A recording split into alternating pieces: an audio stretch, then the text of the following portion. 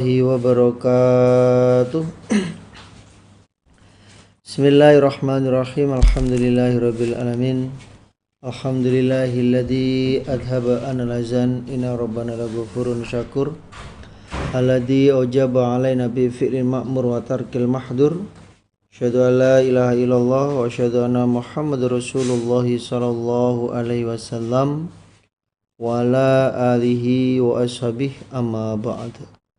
Alhamdulillahirabbil alamin. Pertama-tama kita panjatkan syukur kepada Allah. Pada kesempatan kali ini kita oleh Allah masih diberikan beberapa kenikmatannya, baik secara lahiriah maupun secara batiniah. Maka kita wajib mensyukurinya karena di dalamnya itu ada ancaman la in syakartum la azidanakum wa la in kafartum inna adabi lasyadid. Kita wajib syukuri dengan ucapan syukur alhamdulillah rabbil alamin. Kedua kalinya bersyukur pada perantara agama yang memperjuangkan agama Allah mulai dari Nabi Muhammad sallallahu alaihi wasallam, kemudian diteruskan oleh sahabat-sahabatnya, tabi'in, tabi'ahum, para alim ulama, mubalig, mubalinggot, sehingga kita bisa mendapatkan hidayah. Maka atas amal solehnya disyukuri alhamdulillah, jazahumullahu khairan. Kepada bapak-bapak, ibu-ibu, saudara jamaah sekalian yang masih setia di dalam mengikuti pengajian Sahih Bukhari dalam Thalabul Ilmi, tujuannya untuk memahamkan diri sehingga dapat meningkatkan ibadah kepada Allah, meningkatkan taqarrub ilallah. Maka atas amal solehnya disyukuri alhamdulillah, jazakumullahu khairan. Mudah-mudahan Allah memberi manfaat dan barokah. Tetap hatinya supaya selalu ditata dengan hati niat mukhlis lillah karena Allah, yarjuna rahmatahu wa yakhafuna adabah. Innama a'malu binniyah fala a'malun illa binniyah. Baik Bapak Ibu, kita lanjutkan pengajian kita. Nomor hadisnya 693. 693.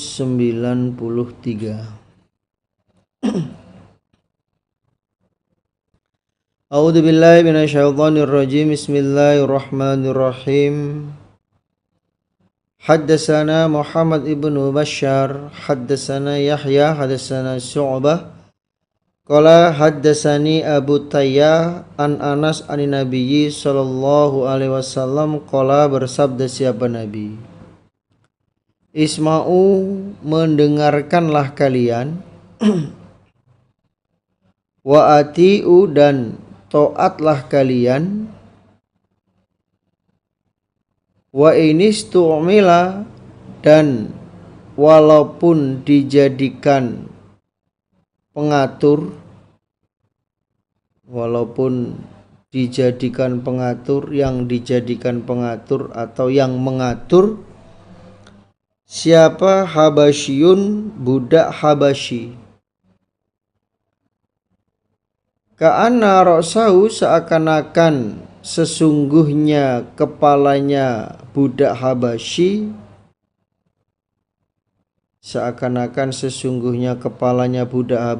iku zabibatun, anggur kering, maksudnya cacat. Jadi Nabi bersabda, kalian mendengarkan dan taatlah walaupun yang dijadikan sebagai pengatur itu adalah seorang budak Habasyi yang keadaan kepalanya itu seperti anggur kering. Jadi kepalanya mengkerut, kepalanya kecil. Jadi dari hadis ini menunjukkan bahwa fisik, ya, dalam keadaan fisiknya jelek maupun cacat, ketika dia memenuhi syarat untuk menjadi imam sholat, maka itu boleh menjadi imam sholat atau boleh ngimami. walaupun keadaannya itu cacat. Itu secara sholat. Kalau yang lain, kalau yang lain jadikan pengatur di luar kegiatan ibadah sholat, jadi para pengatur, pengurus, ulil amri, itu hukumnya aja isma'u wa ati'u, apalagi ini hanya imam sholat. Apalagi ini hanya imam sholat. Berarti ulil amri itu hukumnya lebih didengarkan, lebih ditaati, lebih didengarkan, lebih ditaati, walaupun keadaan fisiknya itu kurang. Walaupun dalam keadaan fisiknya itu kurang. Jadi kalau kita kembalikan ke bab, kalau kita kembalikan ke bab, berarti imam sholat itu tidak memandang fisik. Imam sholat itu tidak memandang fisik. Kalau imam itu memenuhi syarat untuk mengimami sholat, maka dia diperbolehkan untuk ngimami sholat. Contohnya hafalannya banyak, kemudian di dalam qiraatul Qur'annya itu dia fasih, bagus, baik, sesuai dengan makharijil huruf, dan mungkin lebih-lebih suaranya bagus walaupun keadaannya cacat, atau syaratnya dia lebih awalul mukminin, orang tua yang sudah lama menetapi Islam, menetapi jamaah, kemudian bacaannya bagus dan hafalannya banyak, walaupun secara fisik dia itu cacat, tetap hukumnya boleh untuk ngimami sholat. Babun bab idza lam yutimma, ketika tidak menyempurnakan siapa al-imamu imam, wa atamma maka menyempurnakan siapa man orang, khalfahu di belakangnya imam. Babnya imam ketika dia tidak sempurna di dalam sholatnya, tidak sempurna atau lupa di dalam gerakan sholatnya, maka wa'at tamuman khalfahu, makmum supaya menyempurnakan.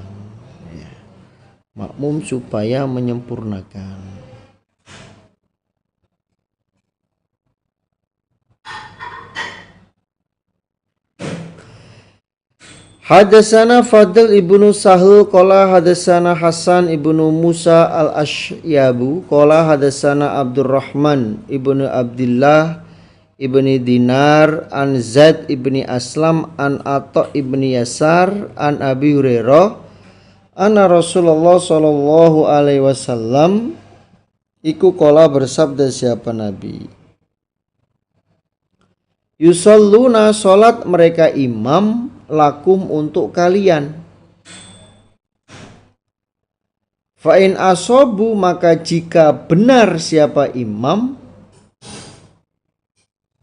falakum maka bagi kalian pahalanya. Imamnya di dalam sholatnya itu benar, khusyuk, tumakninah, tawadhu, maka kalian akan mendapatkan pahala. Walahum dan bagi mereka imam, Jadi kedua-duanya mendapatkan pahala. Makmumnya mendapatkan pahala, imamnya juga mendapatkan pahala. Wa in akhtau, maka jika salah mereka imam, falakum, maka bagi kalian makmum, maksudnya pahalanya, wa alaihim, dan berat atas mereka imam.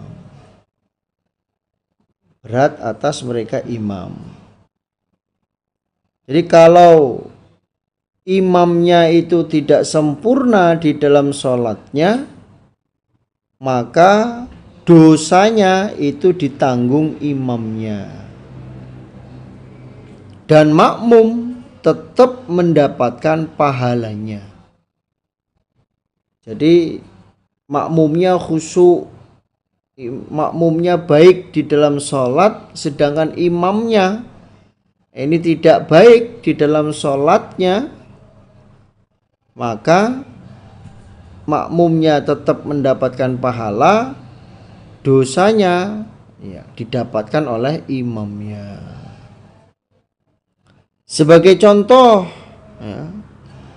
imamnya lupa. Sebagai contohnya, imamnya lupa, belum mandi junub, terus dia ngimami sholat.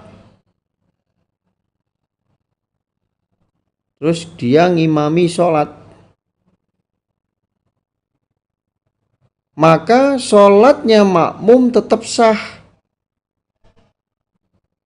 dan sholatnya imam tidak sah dan harus diulangi sholatnya. Nah, ini. Jadi kalau imamnya lupa mandi junub, tiba-tiba dia ngimami, maka secara hukum sholatnya makmum sah dan tidak harus mengulangi makmumnya. Yang mengulangi adalah imamnya. Imamnya mandi junub dulu, kemudian selesai baru mengerjakan sholat. Jadi ini hampir sama seperti kasus kemarin. Kemarin itu saya mendengar ada kasus seorang imam, dia ragu-ragu di dalam sholatnya. Jadi dia sudah sholat, kemudian sudah selesai mengerjakan sholatnya itu sampai selesai bersama makmumnya, ternyata dia ragu-ragu tadi sudah wudhu apa belum. Nah, maka ya seperti ini, makmumnya itu tidak perlu mengulangi sholatnya. Yang perlu diulangi sholatnya hanya imamnya. Ini perlu dipahami. Kemarin itu ya diulangi semua. Akhirnya sholat maghribnya 2 kali. Ya itu. Jadi kalau imamnya itu lupa atau tidak ingat apakah masih punya wudhu atau batal ketika mengerjakan sholat, setelah selesai sholat dia baru ingat atau ragu-ragu, maka makmum tidak perlu mengulangi sholatnya, cukup imamnya saja yang mengulangi sholatnya. Itu yang disebut wa atamma man khalfahu. Nah, itu bab imamatil maftuni, ngimaminya orang yang kena fitnah, wal mubtadi, dan orang yang mengerjakan bid'ah. Bab yang menjelaskan ngimaminya orang yang terkena fitnah dalam agama,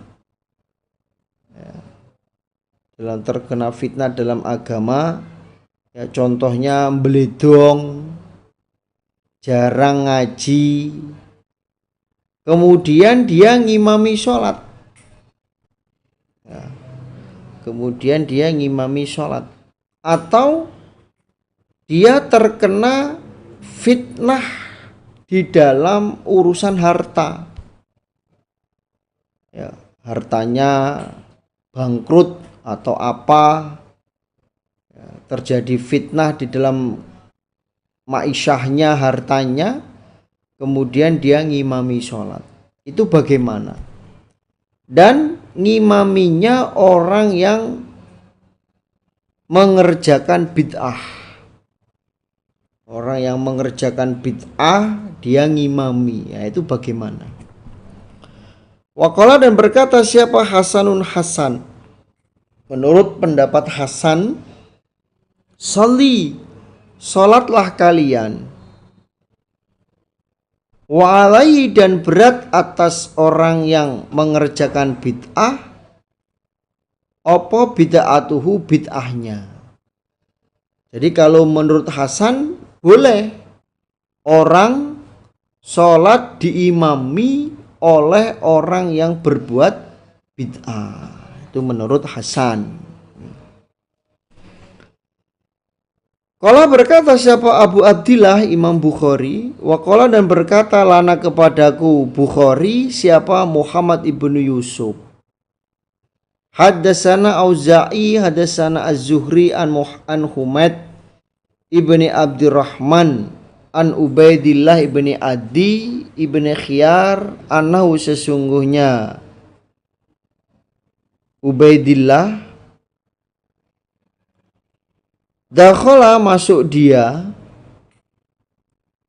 ala Utsman, atas Utsman ibni Affan radhiyallahu an, wa huwa, sedangkan Utsman iku mahsurun, orang yang dikepung. Jadi Ubaidillah bin Adi dia datang ke tempatnya Utsman, yang mana Utsman itu keadaannya dikepung, mau dibunuh oleh orang Islam.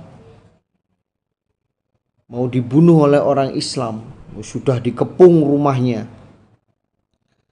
Faqala, maka berkata siapa Ubaidillah, innaka, sesungguhnya engkau,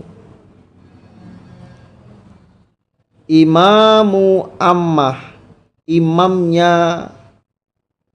umum, imamnya umum, imam yang umum, maksudnya ya keseluruhan. Wa nazala, dan turun, bika, dengan engkau, ma, apa-apa, naro, yang melihat engkau, wa yusolli, dan ngimami engkau, wa yusolli, dan ngimami, lana, pada kami, siapa imamun, imam, fitnatin, yang terkena fitnah,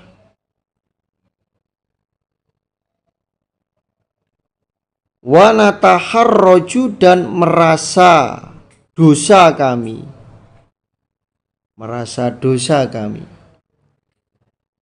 Jadi Ubaidillah ngomong, hei Pak Utsman, engkau kan imam seluruh umat, dan engkau melihat terhadap sesuatu yang engkau alami. Maksudnya engkau sedang mengalami hal-hal yang mereka mau membunuh engkau. Jadi kondisinya, ya, engkau sebagai imamu ammah, dan engkau tahu bahwa engkau hendak dibunuh. Nah, sedangkan yang ngimami sholat kami adalah imam yang terkena fitnah. apakah sholat kami itu diterima Pak Utsman?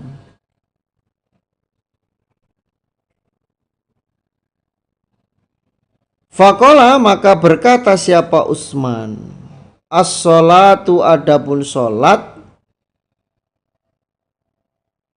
iku ahsanu ma, lebih baiknya apa-apa, ya'malu, yang mengerjakan siapa, annasu, manusia. Lalu Utsman menjawab, sholat itu adalah pekerjaan terbaiknya manusia. Faida asana, maka ketika berbuat baik siapa annasu, manusia, fa'asin, maka berbuat baiklah kamu ma'ahum, bersama mereka. Wa idza asa'u, dan ketika berbuat jelek mereka, fajtanib, maka menjauhilah kamu Ubaidillah, isa'atahum, pada perbuatan jelek mereka. Jadi lalu Utsman meneruskan, ketika manusia itu berbuat baik, maka ikutilah mereka. Jadi ikutilah imam sholat yang baik, maksudnya begitu. Ketika mereka berbuat jelek, maka kalian menjauhi pada perbuatan jelek mereka. Jadi artinya, sholatlah dengan imam yang baik, ya. Sholatlah dengan imam yang baik, yang di situ tidak mengerjakan bid'ah. Jadi imam fitnah itu adalah Abdurrahman ibni Udaisin. Namanya Abdurrahman ibni Udaisin atau Kinanah ibnu Bishr. Kinanah ibnu Bishr. Jadi pada waktu itu dia menjadi imam yang Utsman dikepung.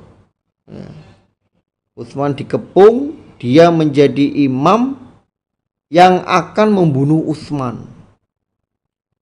Jadi Abdurrahman ibni Udaisin, dia menjadi imam dan yang akan membunuh Utsman. Kalau berkata siapa Zubaidi, kalau berkata siapa Zuhri, la naro, tidak berpendapat aku, ayu soli, bahwasanya disolati, khalfal mukhonnasi, di belakangnya banci,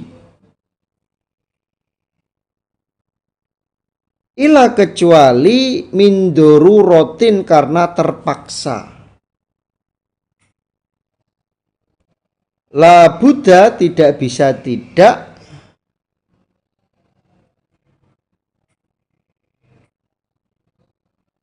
minha, dari terpaksa. Kalau menurut Zubaidi dan Zuhri, bahwa aku tidak berpendapat bahwa banci mukhonnas itu tidak boleh dijadikan imam kecuali dalam keadaan terpaksa yang tidak boleh tidak. Contohnya mungkin di situ tidak ada laki-laki, yang ada mukhonnas, ya. Mukhonnas setengah laki-laki setengah perempuan, atau laki-laki tulang lunak, ya. Itu boleh dia mengimami kalau dalam keadaan terpaksa. Artinya ya, kalau tidak terpaksa ya nggak boleh. Dalam keadaan mukhonnas, ya, setengah laki-laki setengah perempuan itu tidak boleh ngimami sholat kalau dalam keadaan terpaksa, kecuali kalau keadaan terpaksa tidak ada laki-laki lain di situ, tidak ada laki-laki lagi untuk sholat berjamaah, ya maka karena keadaan terpaksa darurat ya, itu diperbolehkan. Jadi dalam keadaan darurat itu sesuatu hal yang haram itu dihalalkan atau diperbolehkan, itu dalam keadaan darurat. Contohnya mungkin perjalanan di hutan, tidak ada makanan, perbekalan sudah habis, maka apa yang lewat boleh dimakan. Babi hutan, contoh harimau, singa. Karena kalau tidak makan bisa memudorotkan dirinya, maka boleh barang haram menjadi halal. Syaratnya tidak boleh dibawa pulang, harus dimakan di tempat dan kenyangnya. Ini itu dalam keadaan darurat. Sama seperti halnya sholat, karena tidak ada laki-laki lagi, yang ada hanya banci, karena terpaksa darurat ya silahkan untuk dijadikan imam sholat. Itu. Hadasana Muhammad ibnu Abban, hadasana Gundar an Syu'bah an Abi Tayyah, anau sesungguhnya Abi Tayyah sami'a mendengar dia Anas ibni Malik qala bersabda siapa Rasulullah sallallahu alaihi wasallam li abi pada li Abidar pada Abidar, isma mendengarkanlah kamu Abidar, wa ati dan taatlah kamu, walau li habasyiin walaupun orang Habasyi, budak Habasyi. Ka'anna ra'sahu seakan-akan sesungguhnya kepala budak Habasyi iku zabibatun anggur kering, zabibatun anggur kering.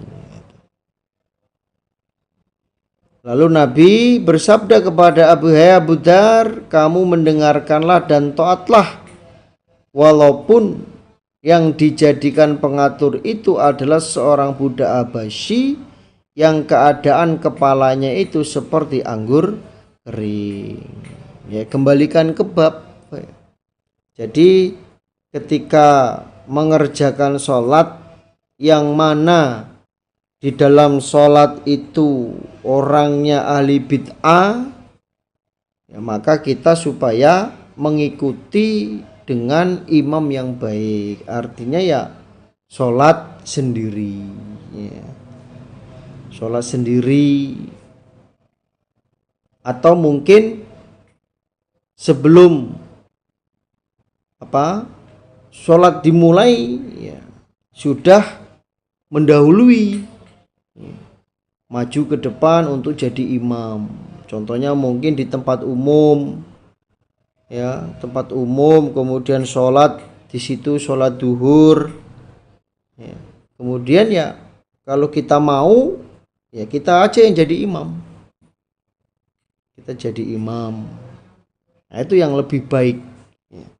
Pol-polnya pol ya, pol-polnya pol, mungkin desakan di dalam pekerjaan, tujuannya agar tidak menjadikan hal-hal yang tidak diinginkan, tidak menjadi cap jelek kepada kita, ya kita ikut sholat ya, sholat dengan mereka, tapi niatnya munfarid ya, seperti yang sudah dijelaskan ya.